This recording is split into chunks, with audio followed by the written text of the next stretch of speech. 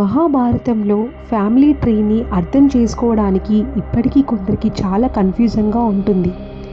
ఇప్పటికీ అందరూ ఆలోచిస్తారు, ఎవరి అన్న, ఎవరి భార్య మరియు భర్త, ఎవ్రీథింగ్ చాలా కన్ఫ్యూజన్గా ఉంటుంది.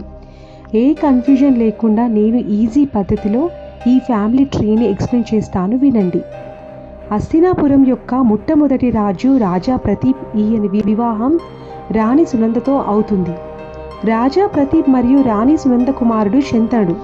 శంతనుడికి ఇద్దరు భార్యలు, ఒకరు గంగాదేవి, ఇంకొకరు సత్యవతి. శంతన మహారాజుకు మరియు గంగాదేవికి ఒక కుమారుడు ఉన్నాడు. అతని పేరు దేవవ్రతుడు. ఈయనకు మరొక పేరు భీష్మ పితామహుడు. శంతన మహారాజు మరియు సత్యవతికి ఇద్దరు కుమారులున్నారు. వారి పేర్లు చిత్రాంగదుడు మరియు చిన్నవాడు విచిత్రవీరుడు. అయితే సత్యవతికి శంతనుడితో పెళ్లి కాకముందే సత్యవతికి పరాశర మహర్షికి ఒక కుమారుడు ఉన్నారు. అతని పేరు వేదవ్యాసుడు. కానీ చిత్రాంగదుడు అతి చిన్న వయసులో మరణిస్తాడు. మిగిలింది విచిత్రవీరుడు.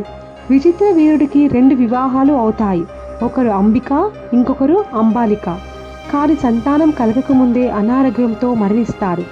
అప్పుడు సత్యవతి యొక్క 3వ పుత్రుడు వేదవ్యాసునికి సత్యవతి ప్రార్థించింది. ఏమని అంటే, అంబికకు మరియు అంబాలికకు నియోగ విధి ద్వారా పుత్రుని ఇవ్వమని కోరుకుంటుంది. అయితే రాణి అంబికకు మరియు వేదవ్యాసునికి ఒక కుమారుడు జన్మిస్తాడు. అతని పేరు ధృతరాష్ట్రుడు. అలాగే రాణి అంబాలిక మరియు వేదవ్యాసునికి ఇంకో కుమారుడు జన్మిస్తాడు. అతని పేరు పాండు. వేదవ్యాసునికి ఒక దాసితో కూడా వివాహం అవుతుంది. వారికి ఒక కుమారుడు జన్మిస్తాడు. ఆయన పేరు విదురుడు. కానీ దాసితో వివాహం అయినందువలన విదురుడు కూడా రాజు కాలేకపోయాడు. అయితే మహాభారతంలో ఇంకా ముందు తరాన్ని, అంటే ఇంకా కొన్ని పాత్రలు నెక్స్ట్ వీడియో అంటే పార్ట్ 2లో ఎక్స్ప్లెయిన్ చేస్తాను. కానీ సబ్స్క్రైబ్ చేసుకొని ఫాలో చేయడం మాత్రం మర్చిపోవద్దు.